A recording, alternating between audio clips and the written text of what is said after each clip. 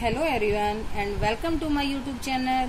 Today's topic for discussion is form of market. बाजार के रूप. So let's get start. आज का जो हमारा टॉपिक है वो है बाजार के रूप, फॉर्म्स ऑफ मार्केट. कि बाजार हमारे कितने प्रकार की होती है, मैं इस चैप्टर में पूरी तरह कवर करने की कोशिश करूंगी ताकि आपको क्लियरली समझ आ जाए. सबसे पहले हमें पता होना चाहिए कि व्हाट इज मार्केट. बाजार क्या है. मार्केट ये नहीं है कि मैंने किसी से सामान घर बैठे खरीद लिया, उसने मुझको पैसे दे दिए तो ये बाजार नहीं बनता. बाजार से एक्चुअल में अभिप्राय उस संयंत्र या उस व्यवस्था से है जिसके द्वारा वस्तु और सेवाओं की बिक्री एवं खरीद के लिए क्रेता और विक्रेताओं के बीच का संपर्क सुविधाजनक हो सके, जहाँ खरीदने वाला भी और बेचने वाला भी इजीली पहुंच सके. एक ऐसी व्यवस्था बनाई जाती है जहाँ वस्तुओं की बिक्री एवं खरीद, मतलब खरीदने वाला भी बेचने वाला भी इजीली पहुंच पाए. देन उसके बाद हमारा आता है कंसेप्ट ऑफ मार्केट, बाजार की अवधारणा. अर्थव्यवस्था में बाजार से अभिप्राय किसी शॉपिंग कॉम्प्लेक्स से नहीं है. बाजार हम उसको नहीं बोलेंगे कि शॉपिंग मॉल में पहुंच गए. इससे एक्चुअल में जो अभिप्राय होता है वो उस व्यवस्था से है जिसके द्वारा वस्तु और सेवाओं की बिक्री और खरीद के लिए क्रेता और विक्रेता के बीच का संपर्क सुविधाजनक हो जाए, जहाँ इजिली उनसे पहुंचा जाए. उसके बाद हमारा टॉपिक आता है बाजार के प्रकार, types of markets. Types of markets हमारी कई तरह की मार्केट आपको पता होगा. वैसे तो बेसिकली हमारी काफी टाइप होती है मार्केट की, पर हम यहाँ पे डिस्कस करेंगे जो मेन इसकी मार्केट्स होती हैं. वो हमारी 4 मार्केट हैं. एक हमारी आती है पूर्ण प्रतियोगिता, परफेक्ट कंपटीशन जिसको बोलते हैं. नाम से पता चल रहा है पूर्ण मतलब पूरी तरह, प्रतियोगिता कंपटीशन मतलब जहां पर हर तरह से कंपटीशन दिखाई देता है. अब बात आती है पूर्ण प्रतियोगिता की अवधारणा क्या होती है, कंसेप्ट मतलब क्या होता है पूर्ण प्रतियोगिता. पूर्ण प्रतियोगिता या बाजार की यह व्यवस्था है जिसमें क्रेता और विक्रेताओं की संख्या काफी बड़ी होती है, मतलब खरीदने वाले भी और बेचने वाले भी काफी संख्या में वहां पर होती है, जिसमें एक जैसी वस्तुएं बेची जाती हैं. वस्तुएं मान लो पेन यहाँ बेचा जा रहा है तो दूसरी दुकान पर भी पेन मिलेगा, लेकिन उसमें सेम चीजें समरूप वस्तु होने के कारण ही उसमें कंपटीशन पाया जाता है. और बाजार में जो वो कीमत होगी उनकी प्रचलित होगी. ये नहीं कि यहाँ पे 5 रुपए का पेन मिल रहा है तो दूसरी जगह पर वही पेन 10 रुपए में, ऐसा नहीं होगा. कंपटीशन वहां पे यही होगा, 5 का पेन यहाँ है तो 5 का पेन ही दूसरी जगह पे भी मिलेगा. अब बात करते हैं फीचर ऑफ परफेक्ट कंपटीशन, पूर्ण प्रतियोगिता की विशेषताएं. अब विशेषताएं हमने जब इसका कंसेप्ट क्लियर करा है तो हमारी विशेषताएं उसके अंदर से ही निकल कर आती है. जैसा कि मैंने तुम्हें बताया था कि इसमें समरूप वस्तुएं होती हैं, एक जैसी वस्तुएं होती हैं, वही हमारा परफेक्ट कंपटीशन होगा जहां वस्तुएं एक जैसी पाई जाएंगी. इसमें दूसरा हमारा आता है पूर्ण ज्ञान, परफेक्ट नॉलेज. क्रेताओं को बाजार में प्रचलित कीमत की पूरी जानकारी होती है, विक्रेता को भी पूरी नॉलेज होती है इसके बारे में कि कहाँ कौन सी चीज बिक रही है या कहाँ से कौन सी चीज हमें खरीदनी है, कितनी कीमत पर हमें मिल सकती है. इट मीन्स वहां पे परफेक्ट नॉलेज होती है.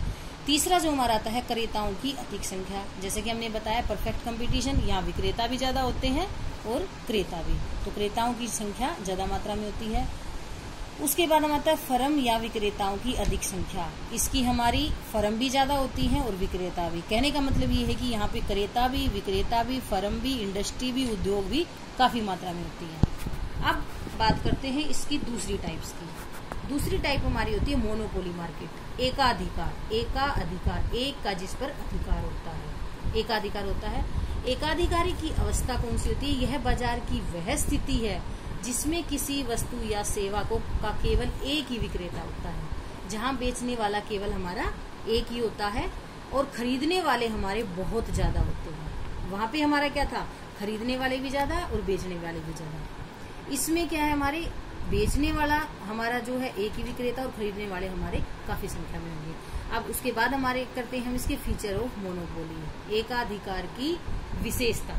एकाधिकार की विशेषता में हमारी आती है, पहली आती है एक विक्रेता और क्रेता की अधिक संख्या.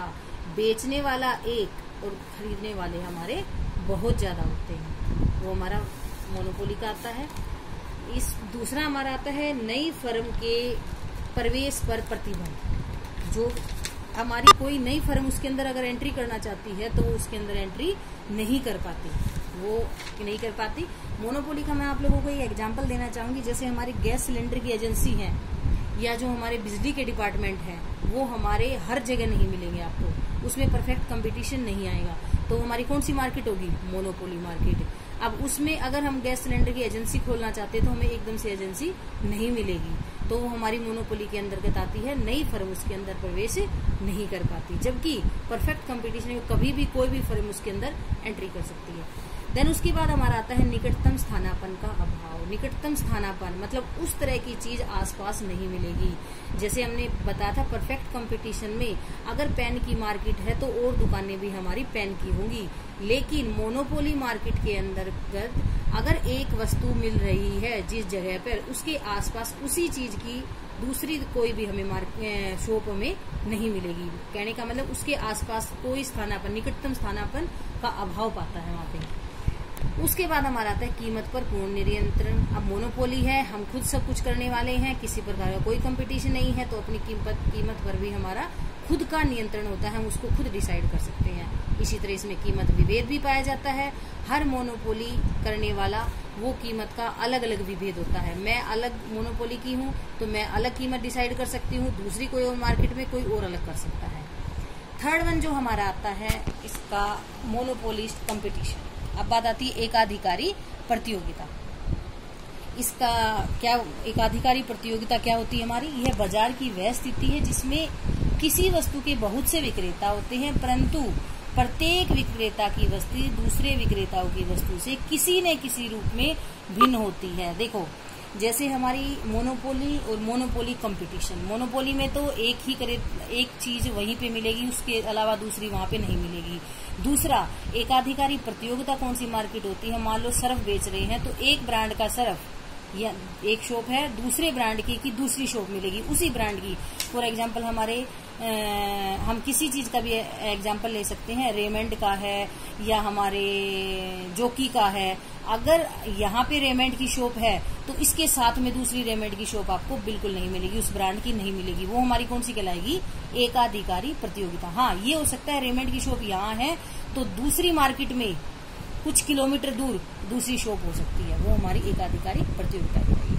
अब हम इसकी विशेषताओं के बारे में डिस्कस करते हैं। जैसे कि विक्रेता और क्रेताओं की इसमें संख्या बहुत ज्यादा होती है, दोनों की वस्तु में विभेद पाया जाता है। एकाधिकारी प्रतियोगिता में फर्म में प्रवेश होने छोड़ने की स्वतंत्रता होती है, कभी भी हम फर्म चेंज कर सकते हैं। आज सर्फ बेच रहे हैं, कल हो सकता है हम साबुन बेचना शुरू कर दे, तो फर्म हम इंडिपेंडेंट बेसिस छोड़ सकते हैं, कभी भी उसमें एंट्री कर सकते हैं। विक्रय लागतें, इसको बेचने के लिए हमें बहुत सारे एडवर्टाइजमेंट सब कुछ करना पड़ता है। इसमें कम गतिशीलता है, मोबिलिटी बहुत कम है, मतलब इसको चेंज जल्दी जल्दी नहीं किया जा सकता। इसमें पूर्ण ज्ञान का अभाव है, हर ब्रांड का हमें प्रॉपर ढंग से ज्ञान नहीं होता, परफेक्ट जो नॉलेज है उसमें अभाव होता है। गैर कीमत प्रतियोगिता पाई जाती है, केवल कम कीमत पर अधिक मात्रा इसमें बेची जा सकती है, कम कीमत पर हम ज्यादा से ज्यादा मात्रा में इसको बेच सकते हैं। आगे हमारा टॉपिक है अल्पाधिकार। इसकी फोर्थ टाइप जो हमारी है अल्पाधिकार, ओलिगोपोली जिसको बोलते हैं। ये क्या होती है? यह है अल्पा अधिकार, थोड़ा सा अधिकार जिस चीज का। यह बाजार का वह रूप है जिसमें किसी वस्तु के कुछ ही बड़े विक्रेता और बड़ी संख्या में क्रेता होते हैं, मतलब जिसमें कुछ किसी वस्तु के थोड़े बहुत विक्रेता होते हैं और बहुत ज्यादा उसके खरीदने वाले होते हैं। मतलब कुछ इस तरह की चीजें होती हैं जहां बेचने वाले बड़े विक्रेता होते हैं, कुछ थोड़े बहुत ही होते हैं और खरीदने वाले बहुत ज्यादा होते हैं। अब इसकी विशेषताएं हमारी आती है अल्पाधिकार की। इसमें कुछ ही फर्म होती है, क्रेताओं की बहुत बड़ी संख्या होती है, खरीदने वालों की विक्रेता कम होते हैं। अब इसमें बाधाएं भी बहुत सारी आती हैं, क्योंकि थोड़ा अधिकार होता है, इसको ज्यादा सरकार की तरफ से ब्रांड में नहीं मिली होती, तो बहुत सारी इसमें बाधाएं आती है। अंतर्निर्भरता की ऊंची मात्रा, खुद इस पर डिपेंड की सेल्फ उसमें नहीं हो पाते, जितनी ज्यादा मात्रा इसके अंदर नहीं होती। फर्म के बीच आत्मनिर्भरता, परस्पर निर्भरता की एक बड़ी मात्रा पाई जाती है। एक फर्म की कीमत उत्पादन नीति बाजार में विरोधी फर्म की कीमत और उत्पादन नीति को काफी प्रभावित करती है, मतलब इतना सेल्फ इसमें वो नहीं होता, इंडिपेंडेंट नहीं होते। उसके बाद फर्म की मांग वक्र को निर्धारित करना संभव नहीं है। व्यापार गुटों का इसमें निर्माण किया जाता है।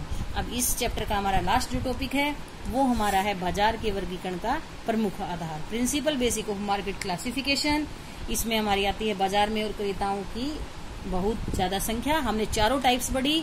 चारों टाइप्स में किसी में क्रेता कम है, किसी में ज्यादा है, लेकिन विक्रेता कम है, कम ज्यादा है, लेकिन क्रेता हमारे हर चीज में ज्यादा से ज्यादा है।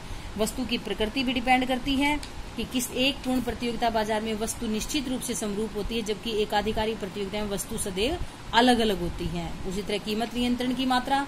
पूर्ण प्रतियोगिता तब होती है जब उत्पादन की कीमत पर कोई नियंत्रण नहीं होता, जबकि एकाधिकारी फर्म का कीमत पर पूर्ण नियंत्रण होता है। बाजार का ज्ञान, कारक की गतिशीलता, ये लास्ट वाला टॉपिक अगर हमने पूरा चैप्टर इजीली पढ़ रखा है तो हम इसको अच्छे से डिफाइन कर सकते हैं। I hope you like this video and this may help you. Thank you for watching.